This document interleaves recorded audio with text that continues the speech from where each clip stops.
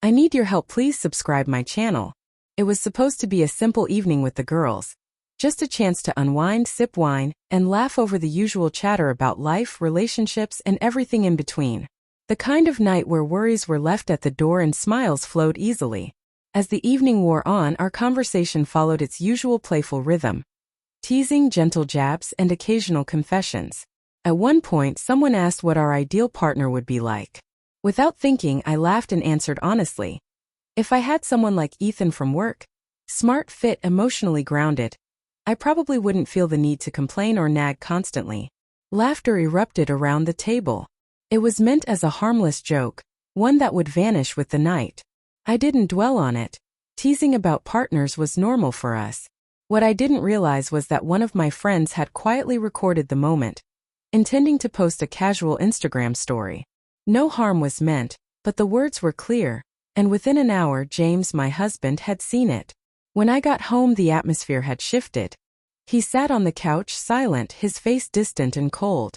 At first I assumed he'd had a rough day. I tried to start a conversation, but he didn't respond. Instead, he held out his phone, paused on the video. My heart sank. It was just a joke, I said quickly, forcing a laugh, desperate to ease the tension. He didn't smile. Is that really how you see me? He asked softly.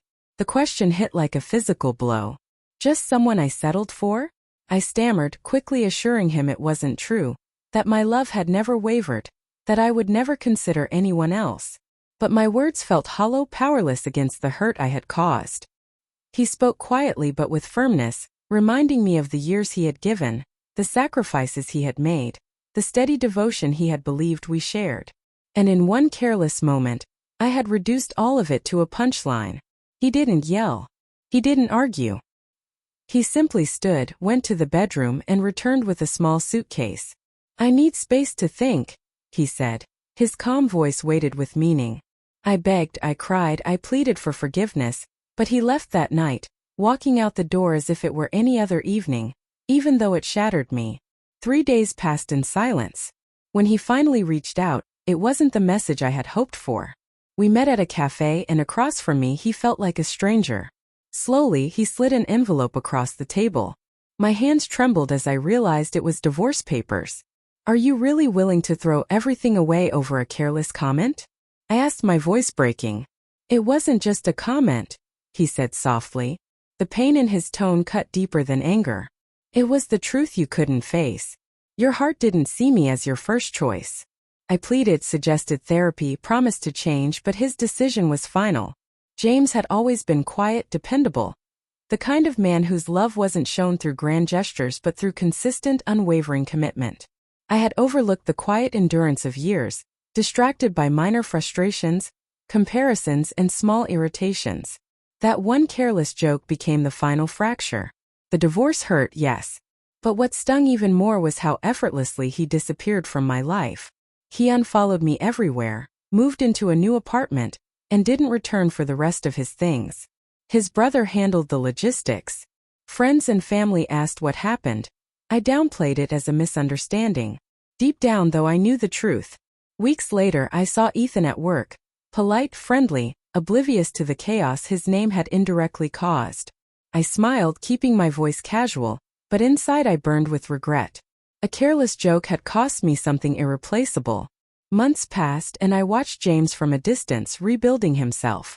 He seemed lighter, freer, happier. And it tore me apart to see the man I had taken for granted thriving without me. The irony was cruel. I had thought I deserved more, yet he had been everything I truly needed. Unable to contain my remorse, I finally wrote him an email, pouring out my heart, confessing the ways I had chipped away at his trust, apologizing for every careless word, and thanking him for the devotion I had failed to cherish. He never replied. That silence was confirmation enough. He had moved on, closing the chapter while I remained trapped, replaying my mistakes over and over. I had lost the best man I had ever known because I couldn't hold a fleeting joke in my mouth. Now, whenever I hear someone make a casual quip about their partner, my chest tightens. A year has passed since that night.